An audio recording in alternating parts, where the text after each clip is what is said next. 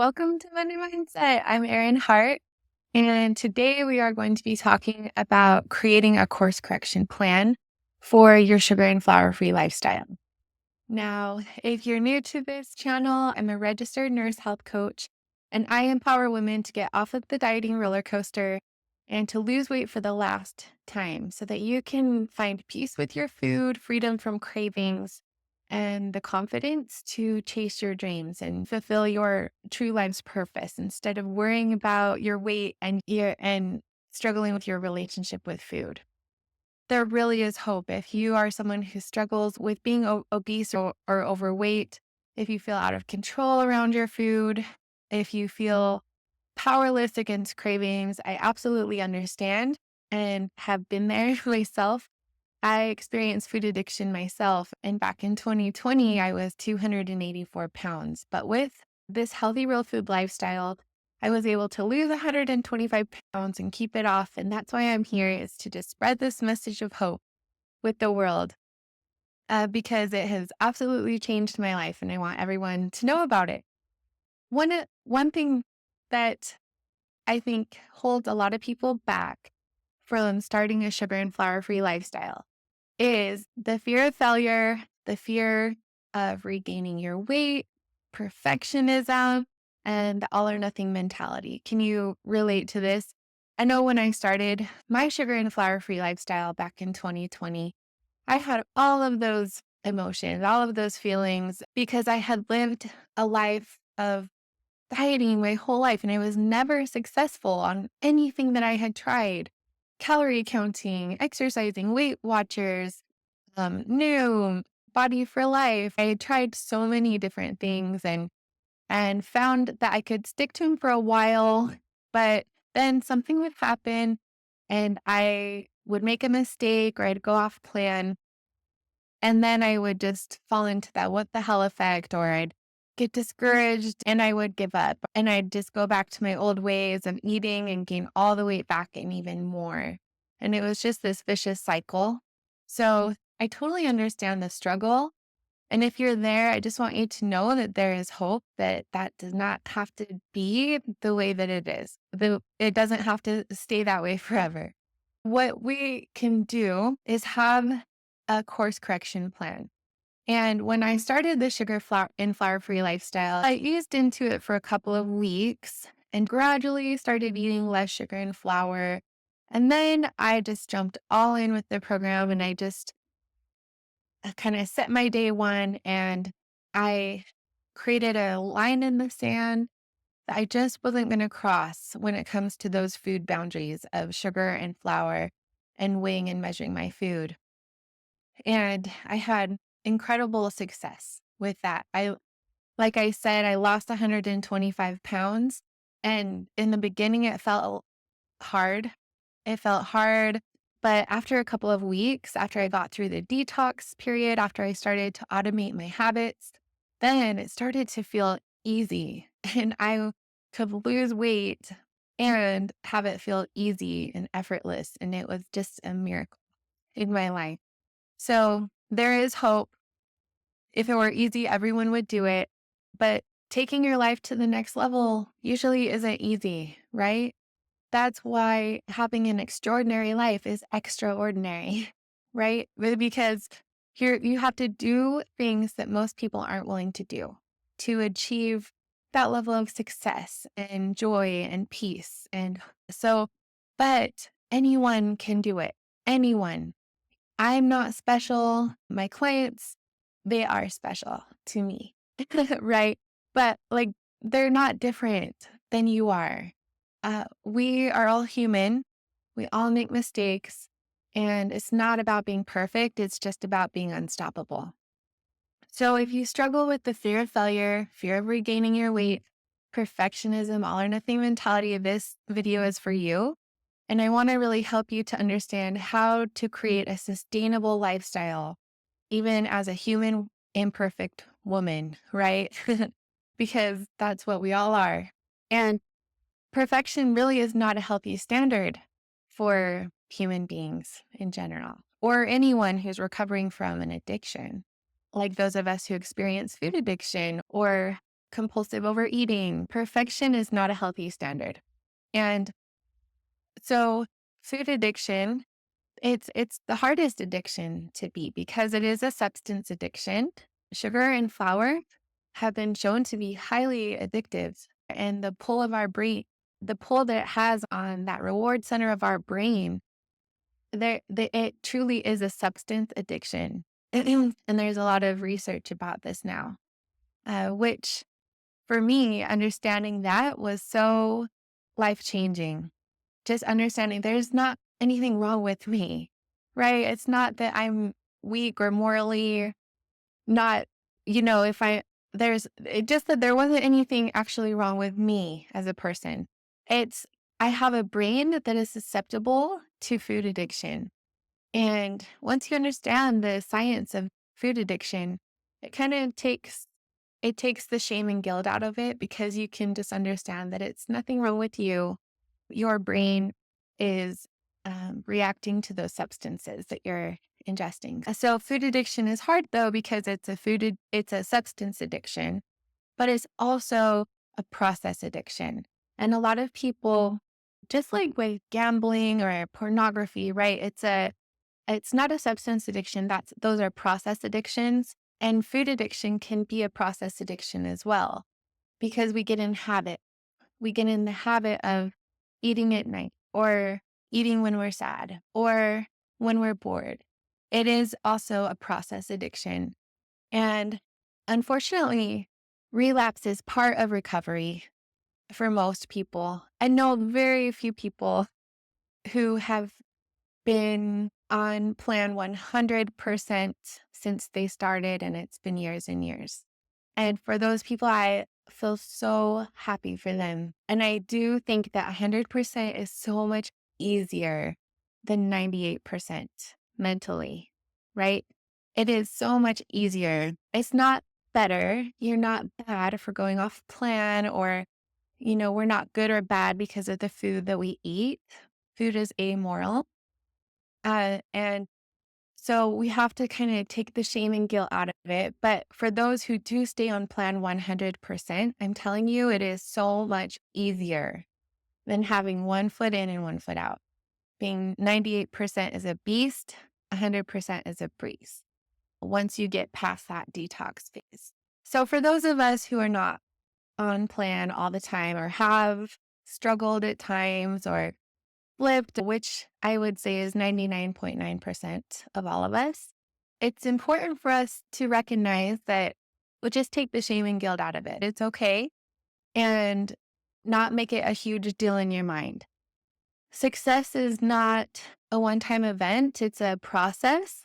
So we have to kind of approach our long-term goal of sustainable weight loss with that growth mindset. Just knowing that we are learning and growing. And we're not going to be good at it at first. We're going to struggle at times. We're going to make mistakes, and it's okay. But we just have to keep trying and keep going and never give up. Having that mindset of unstoppability and that compassion for ourselves when we do slip and make mistakes. So when I started this lifestyle, I kind of approached it with some fear because I was scared that if I went off plan one time, I was just going to spiral out of control like I had every other time with every other diet and regain all the weight that I'd lost and more. But so what I did before I even ever started to struggle, before I even ever went off plan, I just was starting my program. I decided that that's not how it's going to be this time. And I made a course correction plan. And what that looked like for me was that I wrote down a plan in my journal and I wrote down the exact steps that I was going to take if I was tempted to go off plan. And then I wrote down the exact steps I would take when I do go off plan. And so having that in my mind, it just kind of helped me to feel like, okay, like if I ever do struggle in the future, which at this time I felt super strong, I felt like I was never going to struggle again, right? Because you're past the detox period, you're free from cravings, you feel like you're in control, kind of in that sweet spot. And it's a beautiful place to be. And you can always be there. But It's when we start to make exceptions and excuses, and when we start to think that we're moderate eaters again, that we can lose that peace, that we can start to spiral out of control and go back to our old behaviors and coping mechanisms. So having that plan in place before I even ever started to struggle, it just gave me some hope and some peace that even if I wasn't perfect, I just knew that I had a clear path to success, to get right back on track. And the key that I have found is that it's all about quick and immediate course correction, not waiting until Monday, not waiting until some future date, not waiting till the new year. No, it's about very, very quick course correction. So, to create a plan for yourself when you're tempted to go off of your plan, I want you to think of four things. So, when you're tempted to go off plan, your course correction plan should create distance between you and the trigger, and it should be physically going to another room, getting away from the trigger if there's food on the counter, at a party, or in the office at work. Find a different place to eat. Just remove yourself from the trigger physically, create some distance there. A lot of people say that going outside really helps, just kind of helps you to get out of that fight or flight response. Because when a lot of times when we see that triggering food, our food addiction kicks in and then it feels like, oh, I have to have that, or oh, I just can't not have it, right? So creating distance, go outside, go in a different room. And then you really need to immediately text someone. So having a support person is so essential for success in the weight loss phase. If you don't have a buddy, make sure you get a buddy. If you don't have a coach and you're struggling, make sure that you get a coach. So what that looks like for me is that when I have thoughts to eat off of my plan, which sometimes I still do, right? And sometimes I still struggle. I'm right here on this journey with you. I have my own coach and my own support system. And so what I do is I just immediately text them like, oh my goodness, I have an urge to binge right now, or I have thoughts of eating off my plan. And I just text my support person immediately, right when I notice the thought. So there's a study that was done recently that said that if you have an accountability buddy, you're 65% more likely to achieve your goal. If you check in with your accountability buddy every day, you are 95% more likely to achieve your goal. So having that connection is so key when you're trying to change your habits and behaviors around food. So find an accountability buddy, someone who's empathetic and non-judgmental. And when you have an urge to eat off of your plan, just immediately let them know about the thought. Just don't wait until you do it. Let them know before you eat off plan. You need this touch point because we're learning that connection piece can kind of stop the urge to eat off plan in its tracks sometimes.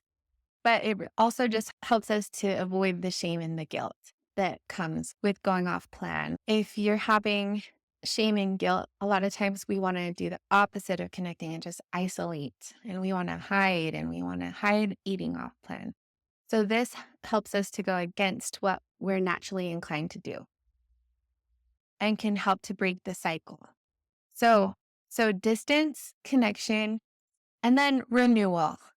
So you want in your course correction plan to have renewal, something to renew your nervous system or replenish your willpower.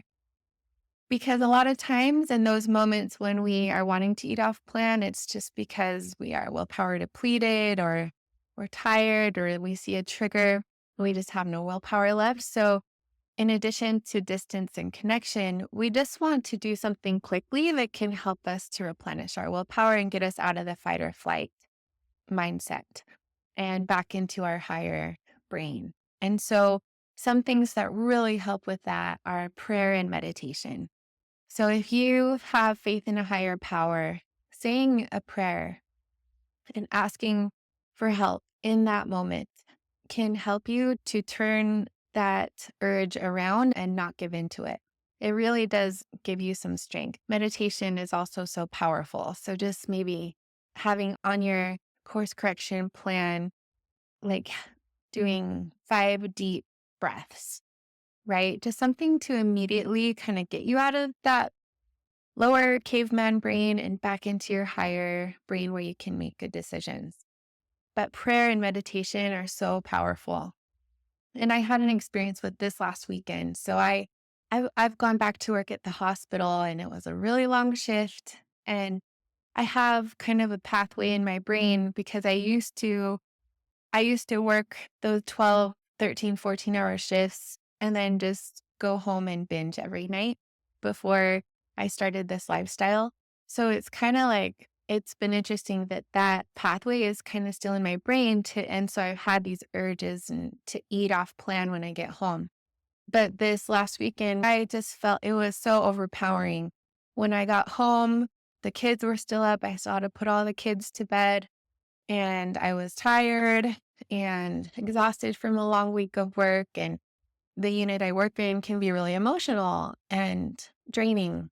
And so I felt this urge to binge and just to feel better and to escape.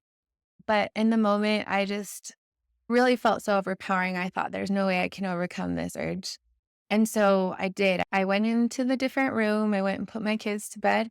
I texted my support person immediately and I just dropped to my knees and I said a prayer asking for help. And I just said, I cannot do this on my own. This urge is more powerful than I am and I need help. And it's going to make me cry. But yeah, it just went away. Like the urge went away. And so we can gain so much strength from asking for help from our higher power. And so that is definitely part of my course correction plan when I have an urge to eat off plan. And then in addition to those things, so distance, connection, and renewal, you want to distract yourself because urges and cravings feel so overpowering in the moment, but they don't last. So if you can just wait it out, they will usually pass and fade and go away. So one thing you can do is set a timer on your watch for 20 minutes and just go do something else until the timer beeps.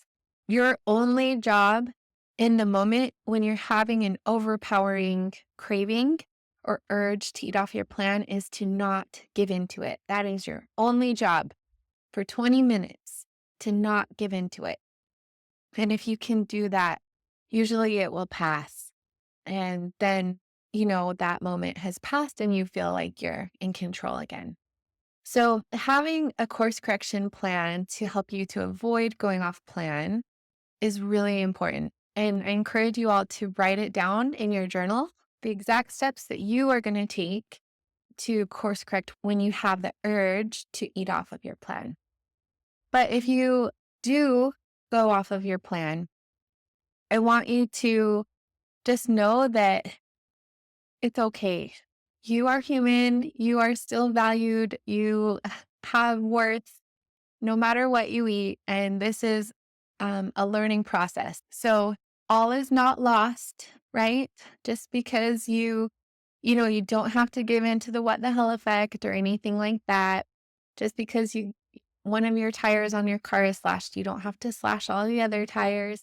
So it just it's important to have a lot of self-compassion. So if you do go off plan, just remember that quick course correction is really essential and doing some self-reflection. And that's how we make our failures into our friend by learning from our mistakes. And it can actually strengthen our program going forward to help us know what to avoid in the future.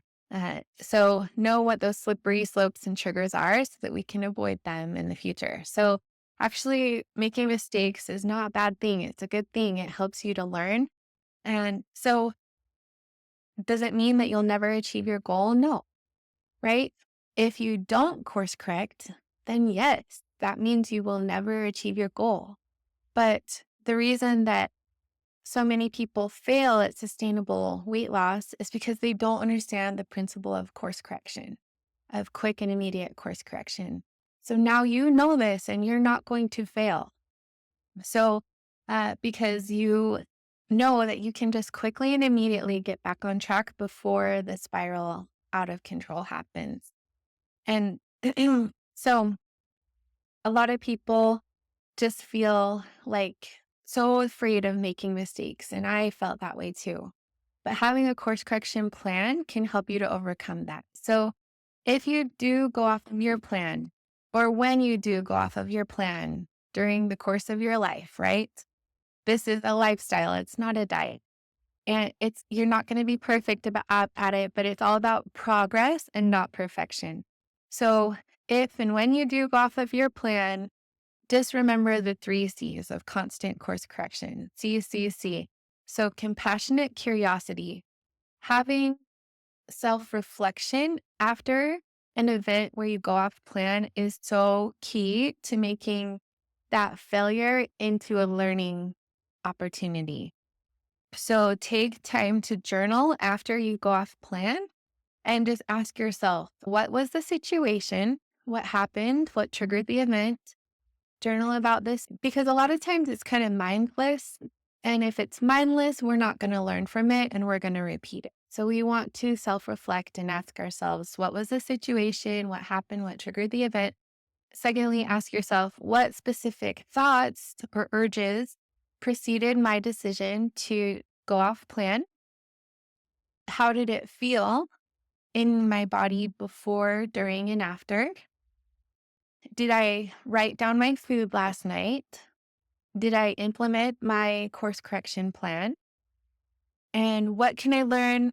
And how will I approach this situation differently next time? Right? Taking this experience that was unfortunate that we went off plan, but what can we learn from it so that we don't repeat it? Having compassion with yourself and talking to yourself like a friend, not beating yourself up, but also curiosity. What's going on? How can I not repeat this? And then ask yourself, now, what is my very next step to immediately course correct and return to my plan? So, what is the next right thing to help to break the cycle, the downward spiral? How can I interrupt that and immediately, quickly get right back on my plan? So one thing that's helped me with this is to try to never have 2 meals off plan in a row. And that just having that rule where I try to never have 2 meals off plan in a row, it just helps it to never spiral out of control to the point where months and years later I'm still struggling. So compassionate curiosity, connection again is so important. When you do go off plan, let someone know exactly what happened. Let someone know and get support from someone who's kind and empathetic and non-judgmental. And just have that openness about it. Addiction recovery with any addiction is so honesty is really the first step. And in the 12-step program, honesty is the first step. And so we need to be honest with ourselves and also be open and so we're not falling into shame and guilt by telling someone else and connecting with someone else. And then the third step is just commitment. Again, not having 2 meals off plan in a row, committing to immediately and quickly course correct within the next 10 minutes with the next meal, but for sure by the next day. Okay, you don't want to fall into more begets more where you get the negative momentum. We want to, just like riding a bike up a hill, if you stop or pause, it's really hard to get started again. So we want to just quickly just pause, but get right back at it. So we don't completely stop or go backward. We want to just quickly and immediately course correct to maintain that positive momentum. So it really takes practice to course correct, and you're not going to be perfect at it at first, and you're going to make mistakes, and you're going to have sabotaging thoughts that you may give into at times, but you're learning and you're growing. And so be really patient with yourself as you fail and make mistakes. Make failure your friend and have a course correction plan. I love the analogy of playing the piano. You know, when you start playing the piano, you're terrible at it. You make a ton of mistakes, but that's how you learn. So to become a master, you just keep practicing, consistently practicing. And with time, you get better at it, right? You get better until you can play, a concerto. So likewise, like to win a war, you're going to have battles and you don't win the war all at once. You have to win each battle at a time. Sometimes you lose a battle, sometimes you win a battle, but the way to win a war comes down to winning more battles than you lose. I had so many analogies, but I think it's really helpful to understand course correction because I have a client who went to a tennis match for her daughter and she had this insight that sometimes the other team scores. Like you have an urge to eat off plan and the other team, they score. But the way to win the match, you just have to score more points than the other team. And so it's all about progress and not perfection with this journey of sustainable weight loss. And I just want you to know that I believe in you, that I hope you have an abundance of self-compassion for yourself as you're going through this learning process. With time, you can get to that point where you are on plan all of the time. Like I said, 100% is so much easier than 98%. It is so much easier. 100% is a breeze. 98% is a beast, but we learn a lot from our mistakes and it can help us to ultimately achieve success by gaining those insights and that wisdom. So hang in there, everybody. I believe in you and it's so worth it to stick to your plan. I know that it's challenging at times, but draw strength from God, from your higher power. Make sure to implement these strategies for course correction. And I promise that with time, you will see an extraordinary transformation with your sugar and flour free lifestyle.